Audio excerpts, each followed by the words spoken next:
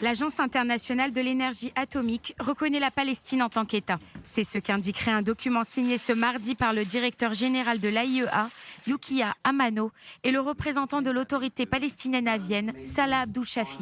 Aucune définition d'un territoire ou indication de frontière ne s'y trouverait. Ce document n'implique en aucune manière l'expression d'une position concernant le statut juridique d'un État ou territoire, ses pouvoirs ou la démarcation de ses frontières.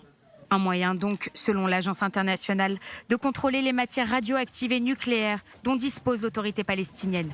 Même si elle ne possède pas de réacteur nucléaire, Ramallah a en sa possession des composants atomiques à usage civil, notamment dans certains hôpitaux et les départements universitaires de physique.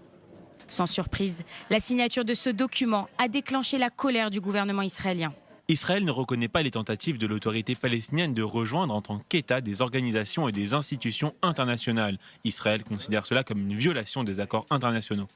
Ce n'est pas la première fois que l'autorité palestinienne tente d'obtenir une reconnaissance officielle auprès des organisations et institutions internationales. Depuis 2011, la Palestine a été admise comme membre à part entière au sein de l'UNESCO. La réaction américaine est également attendue.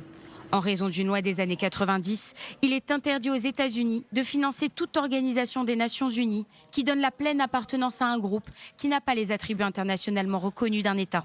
Washington, sous l'impulsion de Donald Trump, s'est désengagé de plusieurs organes de l'ONU, en particulier ceux hostiles à Israël, comme le Conseil des droits de l'homme, l'UNRWA ou encore l'UNESCO.